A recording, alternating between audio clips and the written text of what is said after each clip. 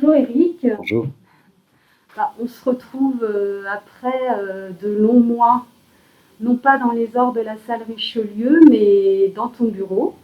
C'est déjà un commencement. Ouais. Et on s'en réjouit, et pour que tu commences à nous parler de la saison à venir.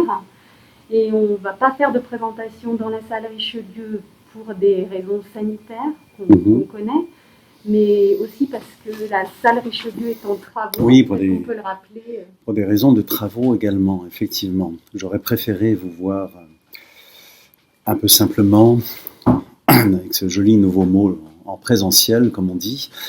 Mais voilà, il y a des travaux de pilotage des cintres à la Comédie Française, à la salle Richelieu. Les cintres, c'est ce qui vraiment permet de suspendre les décors, de les changer d'emplacement entre la face et le lointain de la salle et d'opérer tous les changements de décor pendant une représentation. Mais surtout, c'est ce qui nous permet de procéder à l'alternance des spectacles à la Comédie Française. Donc ça, c'est d'une importance extrême. J'allais dire, c'est le cœur du réacteur. Si jamais on ne peut plus changer ses décors, on ne peut plus faire d'alternance. Donc la Comédie Française, dans son essence même, bloque. Donc le système était en obsolescence. Il fallait absolument le changer. Alors, il vous paraîtra peut-être bizarre qu'un pilotage automatique demande pratiquement 6, 7, 8 mois, un peu plus maintenant, avec les retards dus à la crise sanitaire.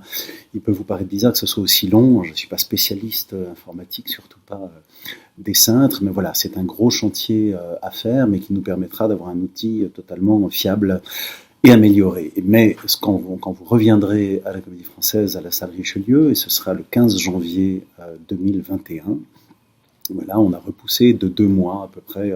Les travaux ont été repoussés à peu près de ce qu'a duré le confinement. Voilà. Quand vous reviendrez, vous allez passer par un péristyle totalement rénové. Voilà, il y avait des travaux à faire, ce qu'on appelle les travaux ADAP, qui sont des travaux pour rendre les lieux du théâtre, les parties communes notamment, mais privées aussi, accessibles à tous les handicaps. Ça avait commencé par les sanitaires, ça avait commencé par les ascenseurs aussi, dont vous avez pris l'habitude déjà, et puis il y avait d'autres choses à faire, des boucles auditives, voilà, des choses comme ça, que nous allons faire. Donc le péristyle sera rénové. On a découvert à cette occasion le péristyle qui est totalement minéral pour l'instant. Il y avait de la vraie pierre, il y avait aussi du stuc, voilà, un effort de décoration qui datait, je crois, de 1930 par là. Et on s'est aperçu que dans ces colonnes qui soutiennent vraiment le cœur de chauffe de la Comédie Française, et qui sont exactement sous la coupole de la Comédie Française, cette première enfilade de colonnades, en fait, c'est des IPN. Pour ceux qui viennent au grenier des acteurs de temps en temps à la coupole, vous avez vu cette architecture un peu Eiffel. Eh bien, sous ce stuc, il y a cette structure qui est très belle, qu'on va découvrir. Donc, d'une certaine manière, le péristyle prendra un peu les allures de la coupole. Et puis, nous qui nous ingénions de saison en saison pour essayer de vous présenter tous les théâtres, dans des acceptions classiques ou modernes également, que vous ne soyez pas habitués qu'à une chose, eh bien j'aime qu'en arrivant dans le péristyle, le fer, la pierre, d'autres choses cohabitent déjà et soient comme une préfiguration de ce qui vous attend dans la série des spectacles directement sur le plateau. Et puis la boutique de la Comédie Française aussi, dont l'esthétique datait un petit peu et qui, depuis sa création, était bizarrement coupée de l'activité, c'est-à-dire du théâtre. Parce que vous le savez, l'entrée était par la rue et que donc même les horaires étaient un petit peu décalés. En sortant du théâtre, si vous vouliez acheter le texte ou le DVD ou autre chose pour emporter un souvenir, vous ne le pouviez pas, c'était fermé. Mais c'était fermé parce qu'en fait, l'espace qui réunit cette boutique au péristyle était fermé. On va réussir dans ces travaux à l'ouvrir. C'est ce que j'appelle le cordon ombilical, voilà. Ce qui fait que vous pourrez du péristyle rentrer dans la boutique, de la boutique rentrer dans le péristyle, et puis donc les horaires seront aménagés pour votre confort le plus grand. Donc voilà, j'ose espérer qu'en rentrant dans le théâtre, vous pourrez vous dire « Ah, ben c'est pas pour rien qu'on a fait tout cet effort de patience », patience qui a été augmentée évidemment parce que ce que nous traversons. Ce pourquoi cette présentation de la saison et un petit peu du contexte dans lequel elle se produit, qui est faite voilà, par enregistrement. Bon, on en a pris l'habitude, c'est des outils que nous avons beaucoup pratiqués ces derniers mois, et vous et moi. Et donc du coup, en attendant d'avoir le plaisir d'entrer par ce péristyle rénové et de rejoindre la salle Richelieu, nous allons jouer dans 4 salles.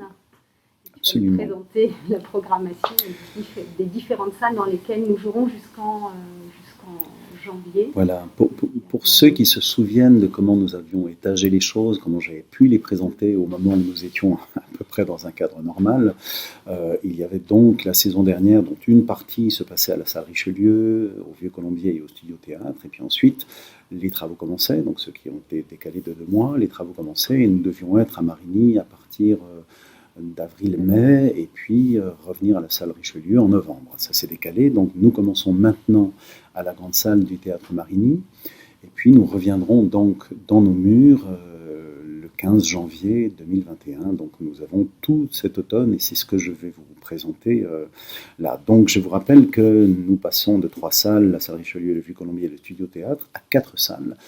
La grande salle Marigny, le studio Marigny, voilà, ces 2 salles, il y en a une de 1000 places et l'autre de 300 places qui sont dans le même lieu géographique, à Marigny, sur les Champs-Élysées donc, et puis nous jouons toujours, nous continuons évidemment au Vieux-Colombier ainsi qu'au Studio Théâtre. Donc vous avez 4 salles, ne confondez pas, parce qu'il y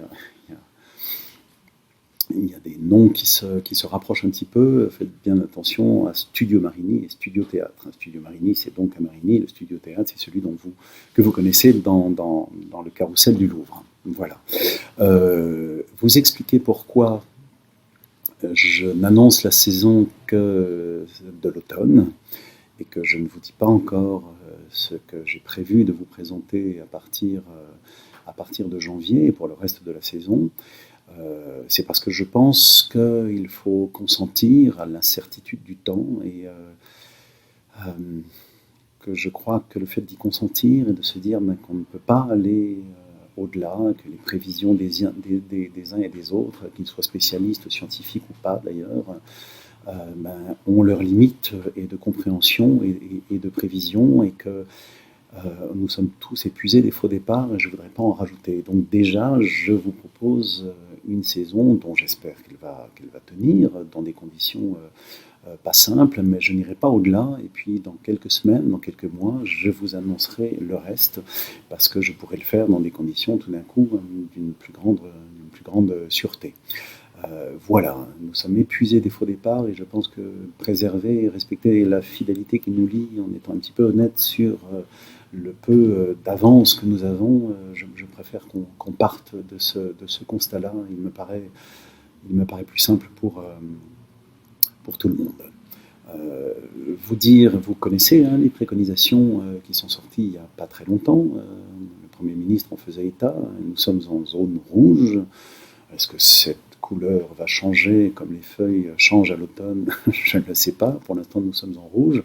Ce qui veut dire que vous allez venir au théâtre, qu'on va continuer à regarder dans vos manteaux et dans vos sacs, parce que nous sommes toujours vigipiratés, ce danger-là n'a pas cessé, mais on va en plus vous demander, si jamais vous l'avez oublié, de mettre un masque, on va vous demander de le garder pendant toute la représentation, on va vous demander de vous laver les mains au gel hydroalcoolique avant de rentrer. Voilà, il sera sans doute plus compliqué que d'habitude, le vestiaire, le bar, etc.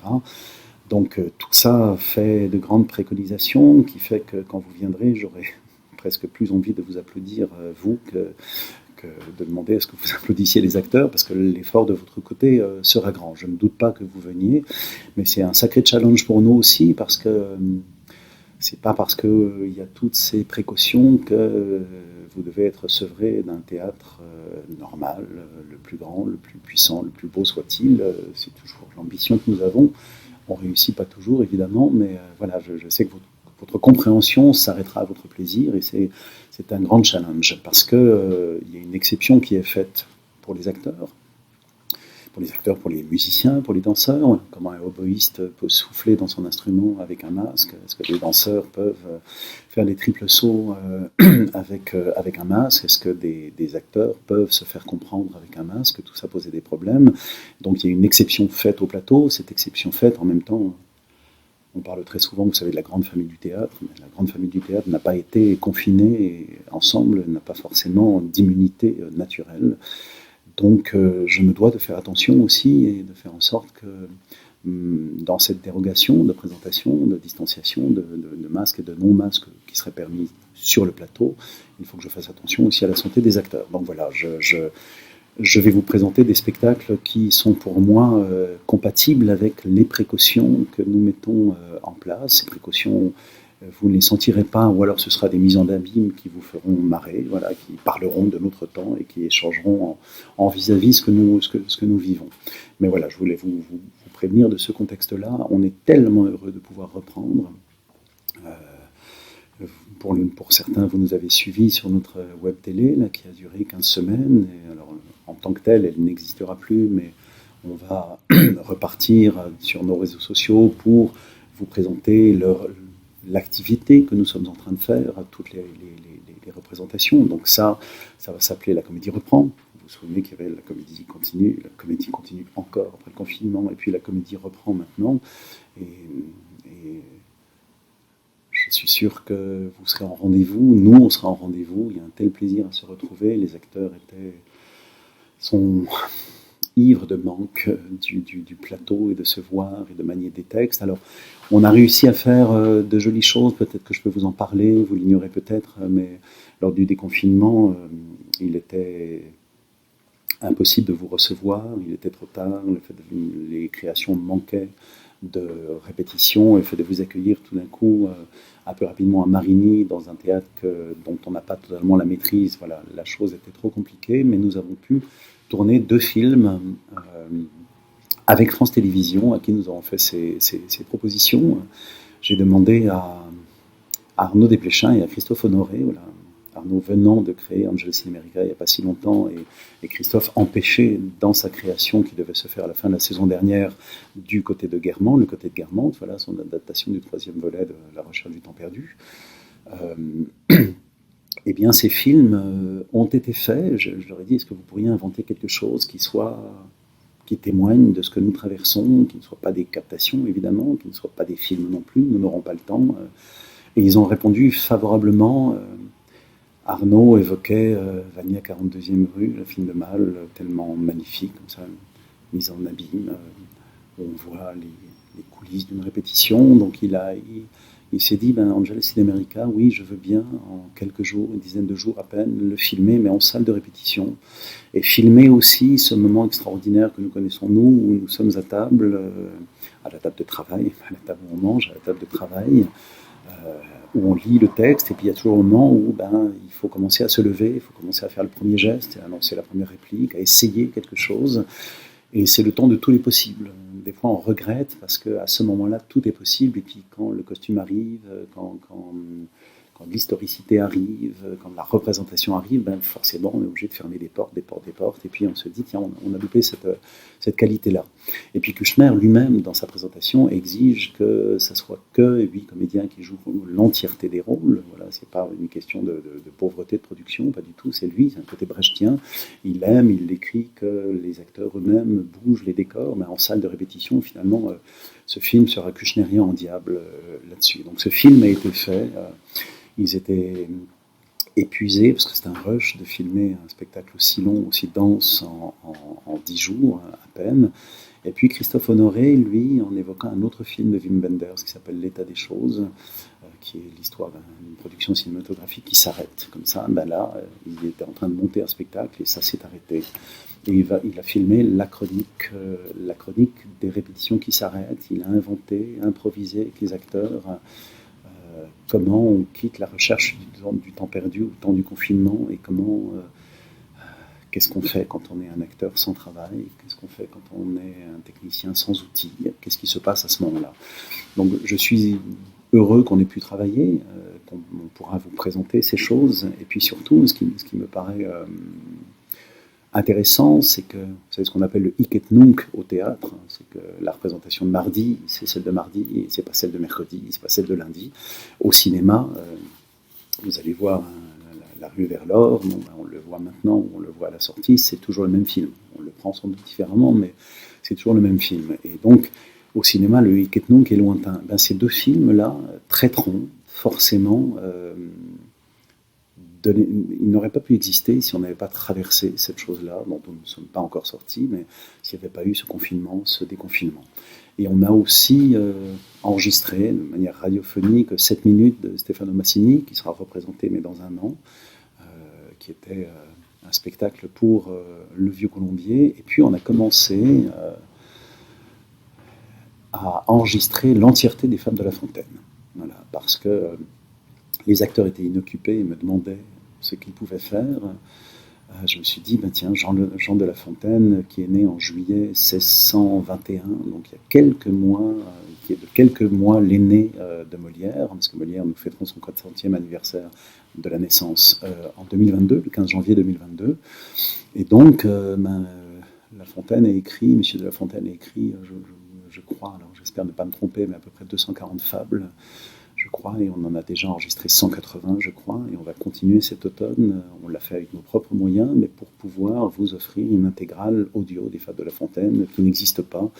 Voilà, plus de pratiquement 250 fables avec 60 acteurs de la troupe. Donc voilà, on a travaillé, mais on a travaillé sans vous. Et donc le fait de pouvoir vous revoir, même masqué, même distancié, eh bien ça va libérer une énergie et ça va nous faire croire en l'avenir. C'est important. Donc pour les films et les femmes que tu as évoquées, juste dire que peut-être les canaux ne sont pas encore trouvés pour leur diffusion. Enfin, on ne sait pas encore de quelle façon ils seront présentés au public, juste qu'ils ne soient pas dans l'attente pour cette saison. Bien ça sûr, viendra, c'est fait, mais c'est oui. Juste pour dire qu'on ne va pas les retrouver au menu de cette saison, même s'ils existent, et bien que sûr. Ça, c'est réjouissant. Je vous parle de tout ça parce que nous sommes tous à se demander comment vous avez traversé ça, et vous étiez où, comment vous l'avez vécu, etc. Donc, je vous ai expliqué comment on a inventé des choses, en quoi ces choses-là témoignent de cette période. Et tout ça pour vous dire que vous serez au courant sur le site, évidemment, des créneaux et des chaînes sur lesquelles, c'est France Télévisions, à quel moment ce sera diffusé. Là, ils sont en montage, et Arnaud et Christophe Honoré, et puis ils sont déjà sur d'autres projets, évidemment. Et puis je vais vous en parler, Christophe Honoré, il est aussi sur la reprise de ces répétitions pour vous présenter. Le temps n'est pas perdu, donc on l'a recherché très longtemps, mais on l'a retrouvé. On va vous présenter le côté de Guermantes, mais que ce soit les Fables de La Fontaine, nous avons toute cette matière-là. Nous ne savons pas exactement dans quel créneau et sous quel titre ça va être diffusé, à quel moment, on vous le dira évidemment.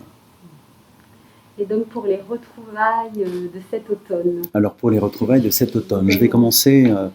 Je commence toujours par la salle de Richelieu, généralement, parce que c'est celle dont l'amplitude dans la jauge est la plus grande et qui est la plus symbolique. Donc le Grand Marigny, au théâtre la grande salle du théâtre Marigny. Nous allons commencer enfin par le côté de Guermantes. Voilà. Christophe Honoré devait présenter ce spectacle à la fin de la saison dernière. Je vous en avais parlé, je pense, déjà de ce spectacle. Christophe est un cinéaste que vous connaissez bien, des grands cinéastes de sa génération. Et Christophe a très vite parlé de Proust. Ça m'intéressait. Il a parlé de Proust aussi très vite parce que, en fin connaisseur, c'est dit l'hôtel de Guermantes, juste à côté du théâtre Marigny, donc en Google Maps, si je peux m'exprimer ainsi, on n'est pas loin. Le théâtre d'ailleurs ouvre sur le square Marcel Proust. Voilà, la localisation est vraiment là. Et puis immédiatement, quand Christophe m'a parlé de Proust, il m'a dit j'ai vu sans doute tout ce qui a pu se tenter à la télévision, au cinéma, c'est toujours raté. Donc jamais je n'irai avec les armes du cinéma. Mais si je pense au théâtre, il me disait, pour moi, l'art du théâtre, le lieu du théâtre est là où on peut convoquer des fantômes. C'est là où on peut interroger communément notre mémoire, si trouée soit-elle. Voilà. On peut se dire, tiens, il y a quelque chose où on pourrait effleurer cette œuvre monumentale d'une manière inédite, curieuse, non exhaustive, sans doute arbitraire. Peut-être que ça ne plaira pas à la famille des amoureux stricts de Proust, Dieu sait qu'elle est grande, peut-être que ça leur plaira d'ailleurs. Donc voilà, il a pris avec ses armes à lui. Il s'est emparé avec beaucoup de comédiens, ils sont une vingtaine, il s'est emparé de ce monument de la littérature, Et le théâtre, de temps en temps, mais est-ce que les paroles d'un roman peuvent s'incarner? Est-ce que la parole gagne à être incarnée lorsqu'elle est écrite? Voilà, ce qui fait de temps en temps la différence entre le théâtre et la littérature. Moi, ce sont des frontières comme ça qui me fascinent. Et vous êtes nombreux à avoir vu les spectacles de Christophe Honoré, je les ai vus moi-même, ils me fascinent à chaque fois. Christophe a un univers, une méthodologie, une manière de présenter les choses qui n'appartiennent qu'à lui. Et je suis très, très, très heureux de pouvoir vous présenter ce spectacle presque in situ, j'allais dire. Donc ce sera le côté de Guermantes. Vous allez avoir, je crois, inscrit sur les images toutes les précisions calendaires pour que vous puissiez réserver les places si ce spectacle vous intéresse. Ensuite, le Malade imaginaire. Le Malade imaginaire, dont le premier rôle est repris après d'immenses antécédents, parce que c'est quand même Molière qui l'a créé en premier, on le sait. Il n'en est pas mort, mais il est mort juste après l'avoir joué, je crois à la 4e représentation, me semble-t-il. À la Comédie Française, Alain Pralon avait créé le rôle, Gérard Giraudon l'avait repris. Maintenant, c'est Guillaume Gallienne qui s'en empare et qui a déjà fait une tournée l'automne dernier. On reprend ce spectacle parce que c'est une preuve par neuf de la Comédie Française que de jouer certains spectacles depuis très longtemps. Ce spectacle date de 2001. Claude Stratt, le metteur en scène, est mort pas si longtemps après. Et on le joue depuis comme un hommage, mais aussi parce que c'est ce qu'on appelle une épure en architecture, c'est on dessine sur le sol la base de ce qui va être construit, et quand l'épure est bien tracée, ça veut dire qu'on peut monter très très haut, comme une tour, et que c'est solide. L'épure de ce spectacle était extraordinaire, et j'ai souvent remarqué que les spectacles dont l'équation initiale est bien posée, c'est le cas de ce spectacle. On peut changer tous les acteurs, on peut le jouer 20 ans, ça marchera toujours. Et puis de temps en temps, quand il y a une bulle dans le collage, ou qu'il y a un problème de compréhension au départ, on a beau y mettre les interprètes les plus grands, il y a toujours quelque chose qui ne marche pas. Donc ce Malade imaginaire a fait le bonheur en tournée. On a fêté la 500e de cette production-là. Et certains, comme Julie Sicard, ont joué, je crois, l'entièreté des représentations. Alors Julie, moi je jouais Cléante à la création, qui est le maître, le jeune amoureux qui se déguise en maître de musique pour pouvoir investir la maison et enfin pouvoir parler à sa dulcinée. Et Angélique était jouée par Julie Sicard, et Julie Sicard joue Toinette maintenant. Donc, le temps passe, mais c'est des histoires de famille. Molière, c'est une histoire de troupe, et jouer Molière à la Comédie Française est aussi une histoire de troupe. Donc nous adorons ça. Ce spectacle est absolument magnifique, et puis on a fait une répétition en juillet, parce qu'il y avait un changement de rôle et que le décor était monté à Marigny. On a fait une répétition, et puis certains étaient masqués, et puis on s'est dit, tiens, quand même, ce spectacle parle, ce Malade imaginaire, la place donnée à la crédulité lorsqu'il s'agit de la parole scientifique ou de notre santé ou du monde médical. Il y a quelque chose quand même, évidemment, qui, vu ce que nous traversons, résonne étrangement à nos oreilles. Voilà. Et que même si on est certain à pouvoir se dire, mais quand même, la science est tellement précise, est tellement étudiée dans le monde entier, il y a des révélations qui sont faites, mais tout le monde s'accorde sur les grands principes. On n'en est plus à lavement au clister, à rôti ou bouilli, même chose, voilà, comme les diaphorus disent. Et puis force est de constater que ces derniers mois, on a vu quelques diaphorus sur les plateaux de télévision, et on s'est dit, apparemment c'est pas aussi précis que ça, tout ça. Donc on s'est dit que ce spectacle était tellement beau à rejouer à ce moment-là, outre encore une fois, sa beauté initiale et crépusculaire. Claude Stratt, c'était un grand metteur en scène qui avait été l'assistant pendant longtemps de Patrice Chéreau aussi. La pensée donnée sur ce spectacle est absolument magnifique. Et puis pour Molière lui-même, voilà, ce Molière qui, se sachant malade, s'écrit à lui-même, fait dire l'acteur qui joue son frère, mais j'aimerais bien vous emmener pour vous désennuyer, voir une des comédies de ce monsieur de Molière, et que Molière lui-même dit mais qu'il crève ce Molière, jamais je lui donne rien. Côté presque pyrrhandélien de tout ça, de théâtre dans le théâtre, est vraiment absolument fascinant. Donc et puis c'est une pièce magnifique parce que c'est une pièce qui relève du Molière de très tôt, du Molière masqué, du Molière à l'italienne, c'est aussi pipi caca, voilà, ce qui nous fait toujours rire, et en même temps le point de vue sur la mort, notamment l'obsession dans cette pièce de je me fais semblant de mourir pour regarder qui avait des sentiments réels pour moi ou pas. Louison qui meurt, lui qui fait semblant de mourir. Bon, petit papa, je ne suis pas morte tout à fait, voilà. Et puis lui qui consent à jouer le mort avec cette réplique extraordinaire, n'y a-t-il pas quelques dangers à contrefaire le mort? Cette réplique géniale, et lui qui fait le mort devant sa fille, devant sa femme, pour savoir la vérité. Voilà. Ce sont des thèmes qui nous traversent aussi. Voilà. Donc on va représenter à Marigny cette grande pièce de notre répertoire. Et puis, voilà. Puis juste ajouter peut-être, Eric, qu'on pourra aussi voir cette pièce au cinéma. Absolument. Oui, et vous savez qu'on a un partenariat avec Pathé Live depuis quelques saisons maintenant. Je crois que nous sommes au 10e opus de cette collection. Vous connaissez le principe.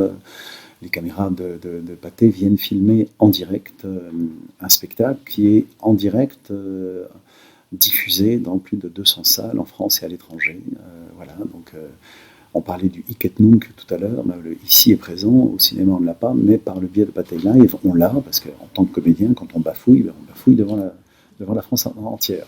Et puis ensuite, on peut revoir ces films, mais au cinéma, et notamment d'un principe que je défends et que j'aime énormément, d'aller tous nos jeunes enfants à l'école, au lieu de le voir sur un petit écran dans un CDI, achètent une licence pour aller voir le spectacle à plusieurs classes dans le cinéma avec un grand écran, une qualité de diffusion, de son et d'image magnifique, donc, et avec des livrets pédagogiques que nous fournissons. Voilà, c'est une de nos missions de rayonnement et pédagogique, et Pathé Live nous aide beaucoup à le faire. Et voilà, donc cet automne, une des représentations du Malade imaginaire sera sera captée et diffusée en direct. Voilà, tout début novembre, je crois. Voilà, et ensuite, troisième spectacle du Grand Marigny, du grand spectacle du Grand Théâtre, la grande salle du Théâtre Marigny, excusez-moi, eh bien ce sera une nouveauté, une invention qui n'aurait pas pu voir le jour, à laquelle nous n'aurions pas pensé si nous n'avions pas traversé ce confinement, ces déconfinements. Vous avez été nombreux à nous suivre. La web télé qui s'est inventée en une dizaine de jours nous a fait un bien fou. J'espère que ça vous a fait un bien fou. J'ai reçu beaucoup de courriers. Je crois pouvoir avoir la forfanterie de dire que à beaucoup d'entre vous, ça a fait du bien aussi, de partager ces spectacles, cette mémoire, nos secrets de fabrication, le rapport aux acteurs, etc. Et puis nous, ça nous a servi parce qu'on s'est raccroché à ça comme dans une branche au milieu de l'Amazone. Voilà, on a flotté autour de ça, on s'est resserré autour de ça, on s'est raconté autour de ça. Ce qui était assez magnifique, c'est que le fait de parler à un écran anonyme, comme je suis un petit peu en train de le faire, fait qu'on se dévoile finalement plus que quand on parle à quelqu'un. Donc je soupçonnais, je savais des qualités pédagogiques, de profondeur, de légèreté chez les acteurs, mais je les ai vus encore plus. Et donc, vous vous souvenez que ça s'appelait la comédie continue, et puis quand on a été déconfiné et qu'on ne pouvait pas vous recevoir, ça s'est appelé la comédie continue encore. Là, ça va s'appeler la comédie reprend. Et puis, j'ai demandé à Serge Bagdasarian et à Marina Hans, donc vous savez qu'elle vient de re-rentrer dans la troupe, c'est une grande fierté, une grande joie pour nous. Je leur ai confié le soin d'inventer un cabaret. Un cabaret qui mette en sécurité les acteurs, voilà, mais qui soit surtout joyeux pour vous. On a beaucoup entendu parler du Hussard sur le toit, on a beaucoup entendu parler de la peste de Camus, l'amour au temps du choléra de Garcia Marquez, etc. On s'est dit, il y a peut-être un moment où il faut mettre un peu de joie dans l'époque que nous traversons, donc voilà, on aimerait bien parler Alors ils ont comme référence Olva Jazz, voilà, de Fosse, comme on parle de notre métier en le faisant. Donc on va avoir un grand cabaret, festif, joyeux, profond, je l'espère, qui va vous être présenté avec nombre de comédiens, musiciens, danseurs, conteurs d'histoire de la comédie française.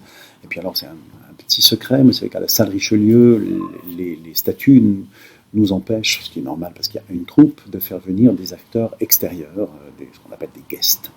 Voilà, on ne peut pas le faire sur le plateau de la salle Richelieu, mais là, il y aura sans doute des invités. Voilà.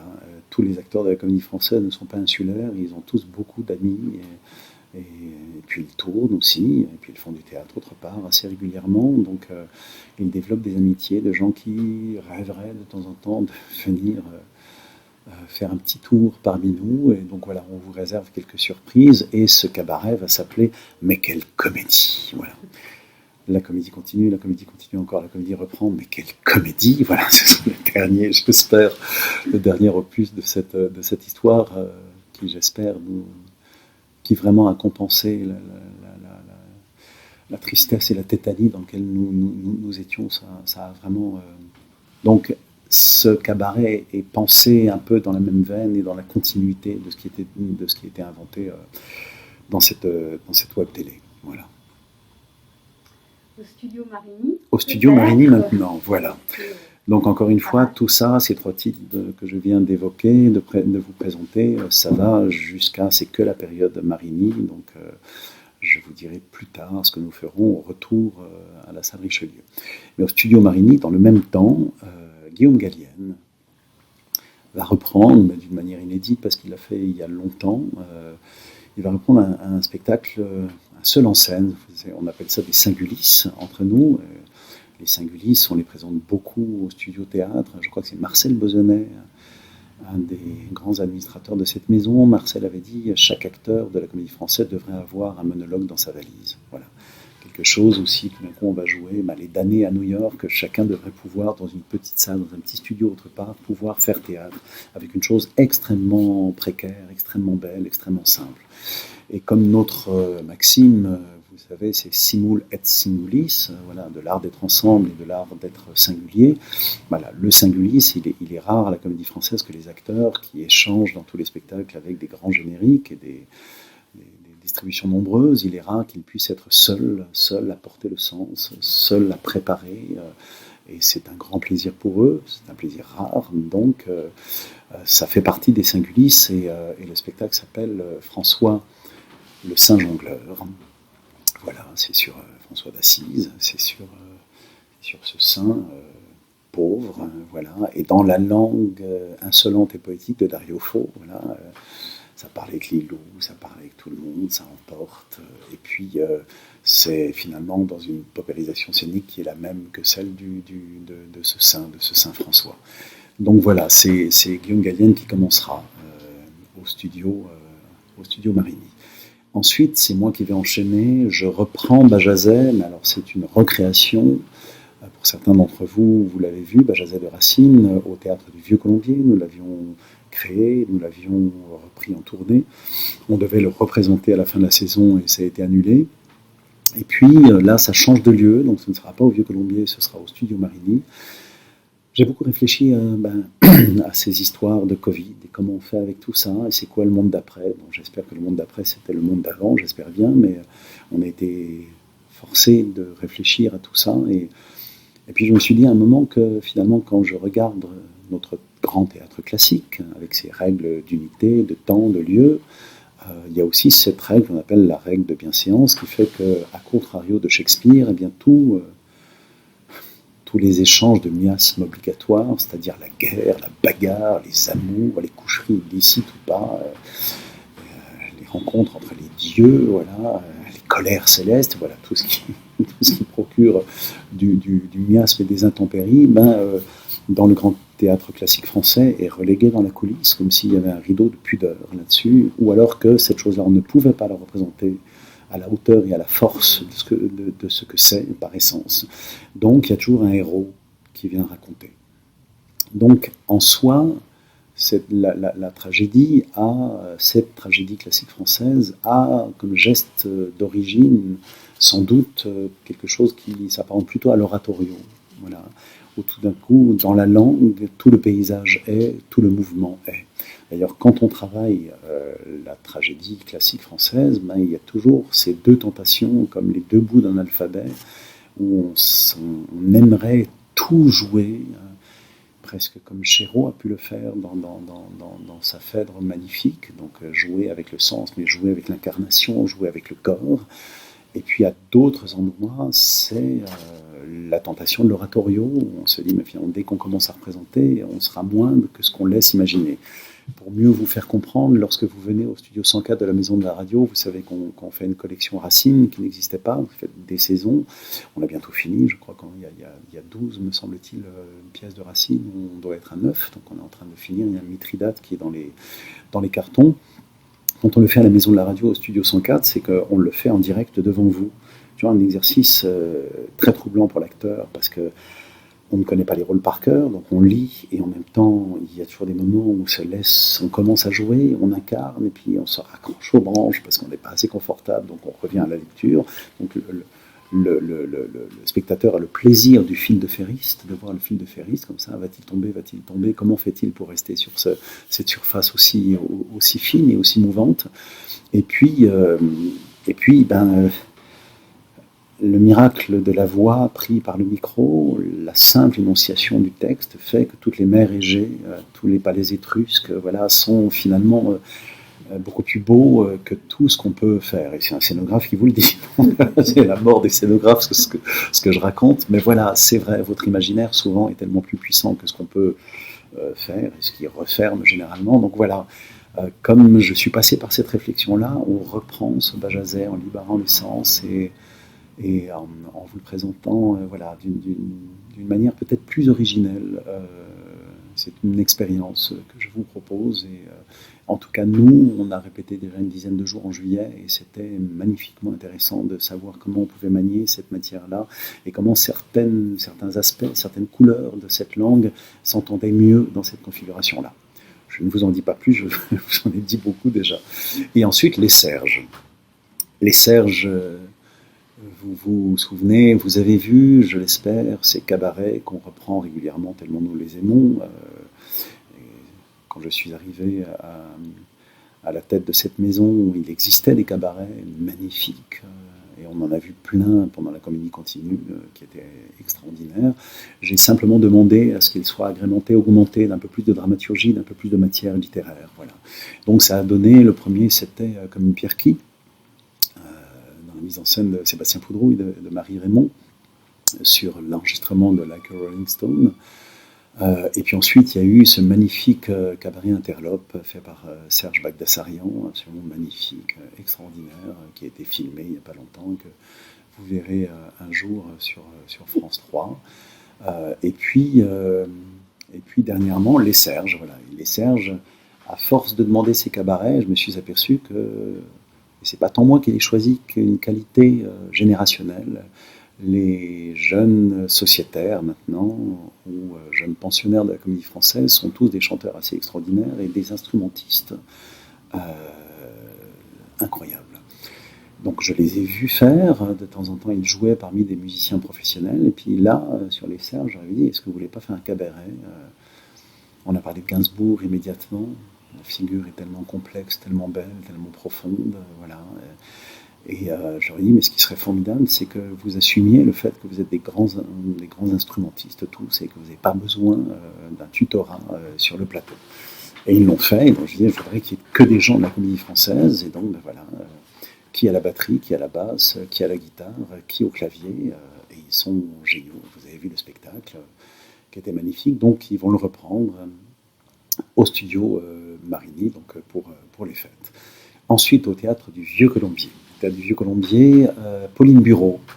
Vous avez vu son spectacle l'année dernière qu'elle a écrit sur l'affaire du procès de Bobigny. Voilà, cette jeune femme qui avait été violée et qui a donné plus tard, et elle vient nous quitter il n'y a pas longtemps, mais l'avocate était Gisèle Halimi, et ce qui a donné la loi permettant l'interruption volontaire de grossesse. On pourrait se dire que c'est de l'histoire et en même temps les réactions qu'il a pu y avoir et l'émotion du public à réentendre cette histoire, à avoir le courage de ces femmes, à réécouter les minutes de ce procès a été une des émotions de la saison dernière. Et voilà, j'ai demandé à Pauline si elle voulait bien le reprendre. C'est un spectacle qui partira en tournée juste après aussi. Voilà, c'est un spectacle important pour nos enfants, pour nous-mêmes. Voilà, c'est fondateur. Et puis ensuite, Léna Bréban, qui est une metteuse en scène, qui est actrice aussi, que nous connaissons parce qu'on l'a vu beaucoup jouer, Léna, et je suis allé voir il y a quelques mois, elle m'avait invité très gentiment à venir voir un spectacle qu'elle a fait pour les enfants qui s'appelait Verte. J'ai adoré ce spectacle, qui était absolument magnifique. Donc je lui ai demandé, est-ce que tu veux bien t'occuper d'un spectacle qui serait un petit peu tout public, voilà, et elle m'a dit, il y a une œuvre qui m'a bouleversé quand j'étais jeune, qui m'a bouleversé aussi pour des rapports à ma propre histoire, mais c'est Sans famille d'Hector Malot. Voilà. Sans famille, alors nous sommes quelques-uns à avoir lu le bouquin, et puis on est très très nombreux à avoir vu le dessin animé et à pouvoir chanter le générique immédiatement. C'était plutôt très très bien. Ce trait déjà un peu japonisant, un peu manga, les prémices du manga, voilà, mais qui était très beau. Et puis bon, cette histoire est une magnifique histoire, fondatrice, comme Pinocchio, comme tous ces trucs-là, ça trimballe des thèmes absolument incroyables. Et puis ça provoque des impossibles, des contraintes impossibles à relever. Et on adore ça au théâtre. C'est que comment on met sur un plateau un road movie, parce que ça bouge beaucoup dans Sans famille, c'est les musiciens itinérants. Voilà, comment on représente les animaux, voilà, comment on fait. Donc je ne vous en dis pas plus, mais Léna pense tout ça et vous prépare de belles surprises sur ce spectacle qui sera donc un spectacle pour tous les publics. Voilà, ce sera au Vieux-Colombier. Donc, je vous ai parlé des 2 spectacles de la rentrée au Vieux-Colombier. Je vais maintenant au Studio Théâtre et j'en aurai fini avec la 4e de nos salles pour l'automne qui arrive. Donc le Studio Théâtre du Carrousel du Louvre, je suis dans mon bureau, bêtement je vous le montre, en tout cas à côté de la salle Richelieu. Nous allons commencer par 3 Singulis. Je vous ai raconté ce qu'étaient les Singulis déjà. Alors, on est dans un temps totalement bouleversé. Je vois qu'il n'y a pas personne, aucune et aucun d'entre nous ne peut dire « Tiens, j'ai fait ce que j'avais prévu il y a quelques mois. » On a tous été bouleversés. Alors, au milieu de tout ça, il y a quelques heureuses surprises. C'est bien de les signifier, de les désigner, tellement il n'y en a pas, et peu. C'est que Nicolas Lormeau reprend les forçats de la route. Vous savez, je crois que c'était Albert Londres a écrit, tenu un journal, était journaliste, chroniqueur sportif en 1924, si mes souvenirs sont bons, je crois que c'est ça. Donc on a fêté le centenaire du Tour de France il n'y a pas si longtemps, donc 1924, ça fait bientôt un siècle. Il décrit le Tour de France qui vient de commencer, voilà, au moment où je vous parle. Est-ce que Alaphilippe sera toujours le maillot jaune ou pas? Mais pour l'instant, c'est en français, on peut s'en réjouir.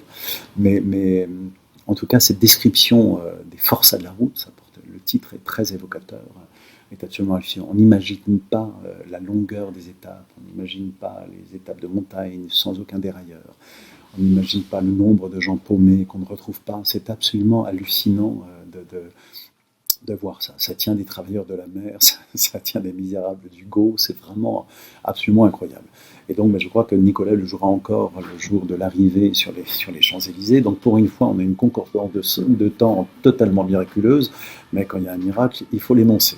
Voilà. Ensuite, un autre Singulis, alors qui traite du miracle,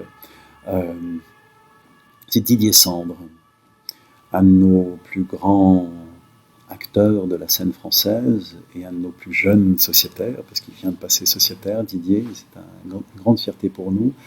Didier a un compagnonnage avec la parole de Paul Claudel. Alors voilà, Paul Claudel n'est plus beaucoup joué, peut-être pas assez enseigné dans les écoles. Ce sont des questions de mode aussi, mais voilà, il a pâti de son côté grand poète catholique, etc. Il est tellement plus riche et tellement plus complexe et tellement plus libre que ça. Et puis certains le savent, et notamment les grands interprètes qui ont passé leur carrière en compagnonnant avec cette parole. C'est le cas de Didier. Didier a été le Rodrigue de Vitesse du Soulier de Satin extraordinaire, il a été un Mesa extraordinaire. Donc voilà, il chemine avec cette parole, donc c'est toujours beau de voir un acteur s'acoquiner, cheminer, avoir un compagnonnage aussi long avec une parole poétique, et puis Didier est un acteur d'expérience. Et il est toujours beau de voir que chez ces acteurs-là, n'importe quelle parole a l'air totalement fondée. Enfin voilà, il dirait le Bottin que je serais d'accord. Mais là, ça s'appelle La messe là-bas. C'est un texte qui date de 1917 où Paul Claudel, qui, je crois, dans son partage de midi, dans la cinquantaine, me semble-t-il, est à Rio de Janeiro. C'est sa carrière diplomatique qu'il amène ici, alors loin du maelstrom absolu de la guerre en Europe, et de ses tranchées, de ces millions de morts, et de ce carnage absolu.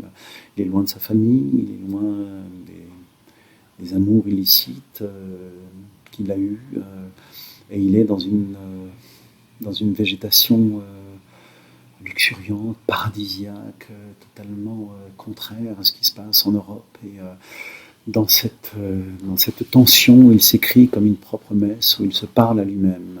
Et donc c'est l'introspection d'un homme, d'un écrivain, d'un diplomate, d'un poète surtout.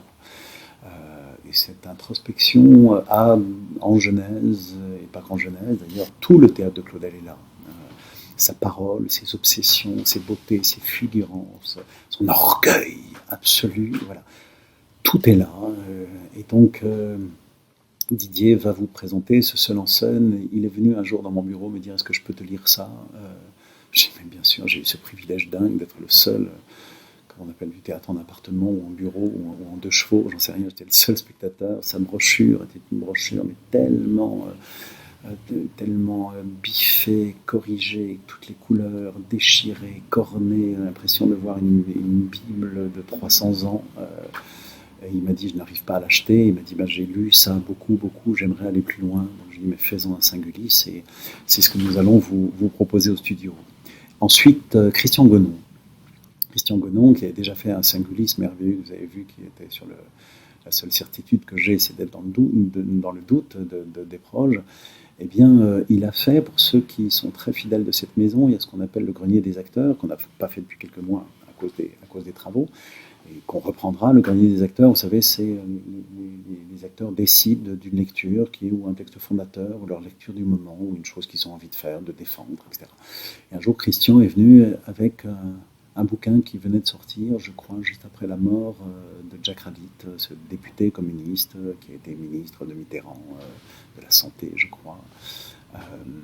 Et que nous, on a toujours rencontré dans les jardins de Mons, nous, les gens de ce métier, à Avignon, à la maison Jean Villard, etc., dont il a été un compagnon. Sur la fin, il était sphingique, on allait l'interroger de temps en temps, il était dans les jardins, et puis on faisait un peu la queue, comme on dirait, il était comme Diogène, ôte-toi de mon soleil. Voilà.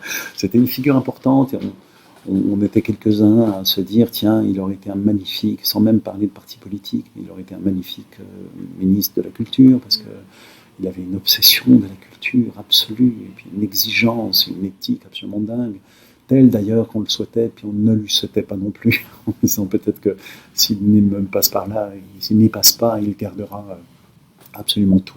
Donc il y a eu un bouquin qui s'appelle la poésie, la parole, la poésie, la pensée, la poésie, ça parle tellement de paroles, la pensée, la poésie, le politique, voilà.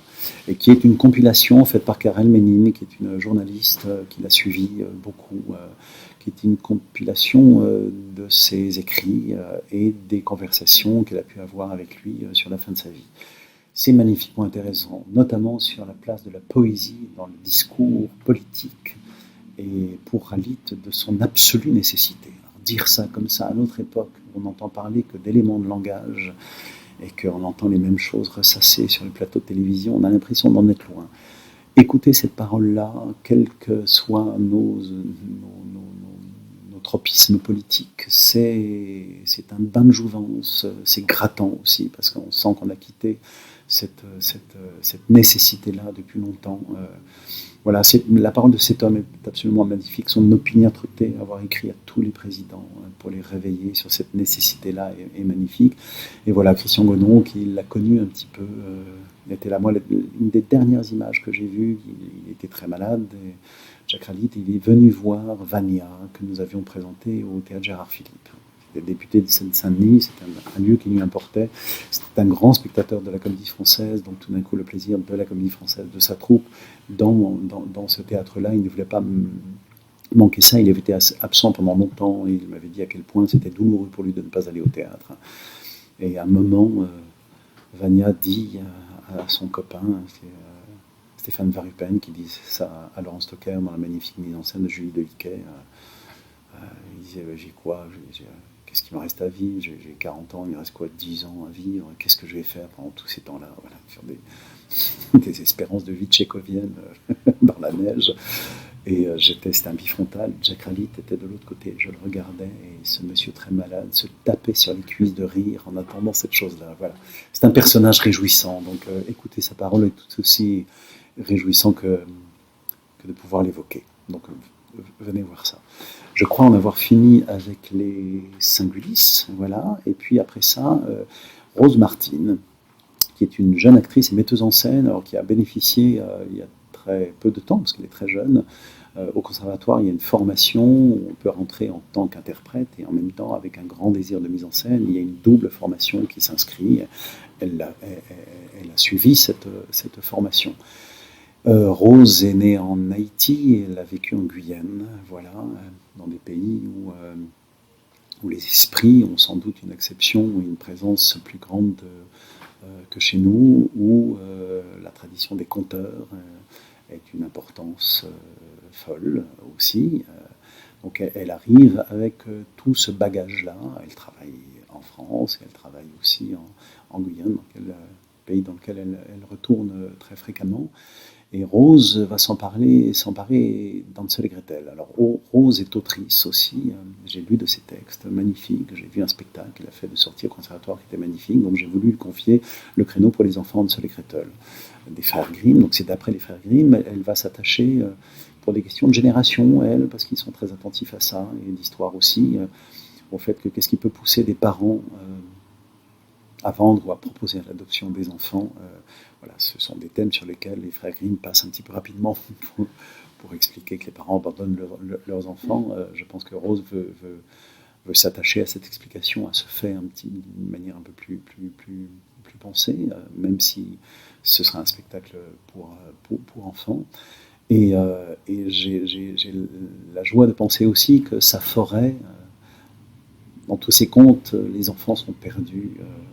Voilà, petit chaperon rouge, voilà, les enfants du bûcheron, etc. On est toujours perdu dans une forêt profonde. Alors, quand on est né en France, il y a des forêts de hêtres avec des glands. Voilà, on voit à peu près des forêts gauloises. Là, la forêt sera plus luxuriante, je pense, et pas moins obscure, et sans doute pas moins effrayante, mais elle aura tout ce parfum-là. Donc Rose Martin va monter au studio théâtre pour les enfants pour les fêtes, Hansel et Gretel, d'après les frères Grimm.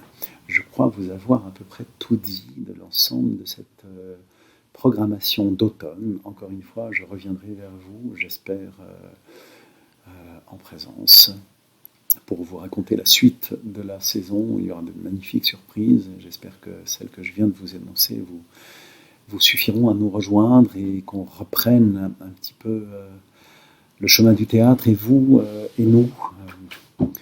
C'est compliqué tout ça, parce que bien évidemment que c'est une drôle d'obsession, le théâtre. On a l'obsession de faire du spectacle, vous avez l'obsession de venir le voir. Et moi, j'ai coutume de dire que le théâtre est un confinement consenti. On adore être très nombreux au théâtre. Finalement, plus on se penche sur le berceau des titres que nous traitons, des œuvres que nous fouillons et qui nous représentent à chaque fois, on se penche sur ce berceau de chaque côté du rideau, public et acteur, pour essayer de mieux se comprendre. Finalement, plus on est de faits, plus on est d'observateurs, plus on est d'acteurs, plus on se sent nombreux à essayer de se comprendre, plus on est en commun, puis on se dit, c'est fou à quel point je ne suis pas si seul, vu que l'ensemble des gens qui sont là s'intéressent ou sont touchés par les mêmes choses. Donc voilà, c'est la distanciation, les effets de distanciation sociale, physique, forcément vont à l'encontre de ça. Il faut passer par là, parce qu'il faut suivre ces recommandations et que ce virus est très dangereux. Donc il faut le considérer en tant que tel et prendre toutes les mesures qui nous permettent de l'éloigner dans un premier temps et de l'éradiquer dans un second. Mais voilà, j'espère bien que les salles seront à nouveau remplies. Je ne l'espère pas, pour moi en tant que directeur de théâtre, il y a forcément un tropisme économique là-dessus. Je l'espère parce que voilà, autant quand on sort de la ligne 14 ou de la ligne 13 et qu'elle est bourrée, on se dit oh, on n'en peut plus de cette ligne, on ne respire pas là-dedans, c'est pas possible. Je ne parle même pas autant de Covid, hein, mais même avant, on disait cette chose-là.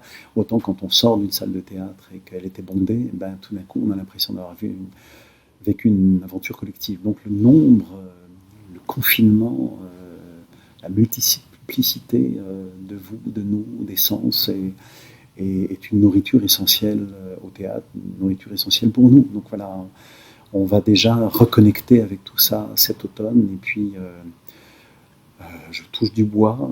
Il y a beaucoup de bois dans les théâtres, donc j'ai de la chance. Mon bureau, les planchers, la scène, je touche du bois pour que ce virus s'éloigne, nous laisse un petit peu tranquille à nos plaisirs essentiels et qu'on puisse se retrouver sans aucune limitation, ni de place, ni de joie, ni de proximité. Voilà. Je pense encore juste à une chose pour la programmation, et si la situation sanitaire le permet, je crois qu'il y a quelques tournées prévues. Oui. Cet automne, tu as évoqué Hors-la-Loi. Oui, absolument, j'ai évoqué Hors-la-Loi. Alors les tournées sont une chose où nous ne sommes pas seuls maîtres à bord, parce que nous jouons chez les autres, dans une France aux zones aux couleurs changeantes, et on joue très souvent, et c'est une de nos missions de rayonnement de la culture française aussi. Jouer à l'étranger est très important, donc voilà, quand on joue à l'étranger, il y a des frontières, il y a des gens qui peuvent s'inquiéter, les frontières sont un petit peu intermittentes en ce moment. Mais si tout va bien, nous proposons en tournée 20 milieux sous les mers, confinement dans un sous-marin.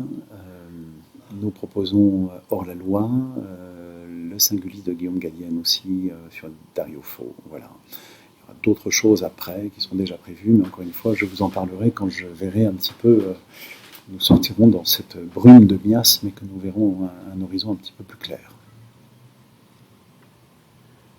Voilà Pascal. Voilà, merci beaucoup pour cette présentation qui va rester en ligne sur notre site, qu'on pourra retrouver sur les réseaux sociaux. Et puis on retrouvera aussi sur notre site tout ce qui est des informations pour les réservations. Avec cette année, en effet, tout comme tu as annoncé la première partie de la saison, il y aura aussi un échelonnement sur les mises en vente des spectacles. Oui, je peux peut-être vous en toucher un mot. Nous allons procéder d'une manière inhabituelle. Par exemple, nous n'avons pas relancé de cartes parce que nous estimons que ceux qui étaient détenteurs d'une carte l'année dernière, on ne va pas leur dire qu'il faut en racheter une tellement que vous avez peu pu utiliser celle qui était en votre possession, donc elle reste la même. Donc il y a pas mal de choses qui vont être nouvelles. C'est nouveau que je vous parle par ce biais-là, c'est nouveau que je n'annonce que quelques mois de programmation et pas l'entièreté, comme il va être nouveau que nous mettions en vente mois par mois. Tout ça peut être pénible parce que ça n'est pas l'habitude, parce que ça va nous demander plus d'attention, mais ça va nous éviter beaucoup de malheurs, à savoir des remboursements, des choses qui changent, etc. Donc on préfère être un petit peu sûr des choses et avancer pas à pas. Encore une fois, ça me paraît être respecter notre fidélité et le lien que nous avons depuis pour certains des décennies et puis d'autres quelque temps déjà. Donc ne vous formalisez pas de tout ça, il va y avoir quelques petits heurts au début, c'est normal, nous sommes devant un temps totalement inconnu, et on se raccroche tous les uns aux autres pour garder ce qui est du connu, c'est-à-dire notre plaisir de faire théâtre. Maintenant, encore une fois, les modalités vont changer un petit peu. Le site est toujours là pour vous donner le plus de renseignements possible.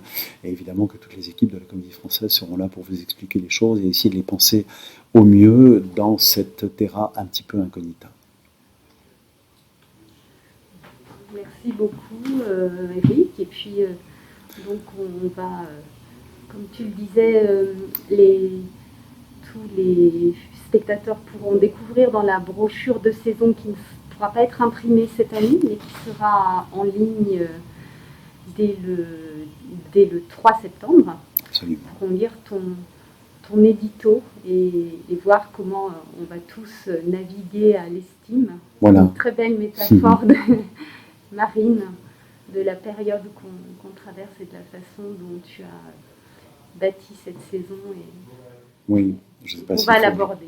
Je ne sais pas si je dois le redire, mais effectivement, il n'y aura pas de brochure de saison. Je le regrette, j'adore le papier, j'adore comment ça sent, j'adore faire des collections de livres. Voilà. On ne pourra pas mettre la brochure de saison, elle est totalement numérique. Ça fait des années qu'on nous dit il faut passer au numérique. Nous y sommes. Donc la brochure sera à consulter. Hein.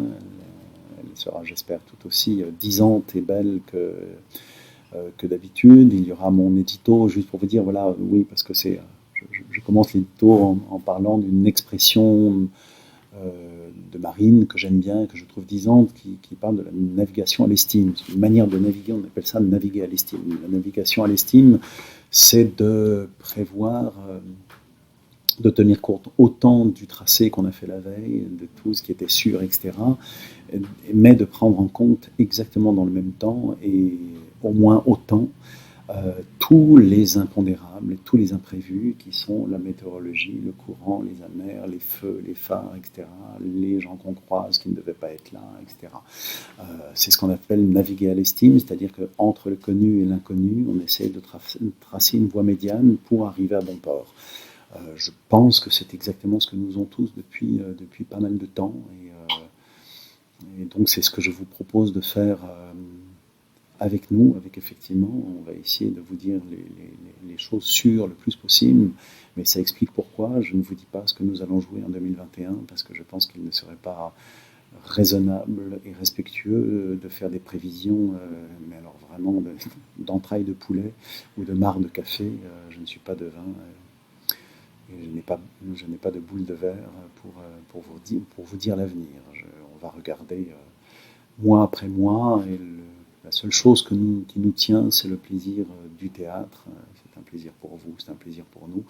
Et ça, nous allons réussir à le faire. Et à s'y retrouver, absolument. Des grands phares, 4 grands phares pour guider vers nos théâtres. Voilà, merci, à très bientôt. À bientôt.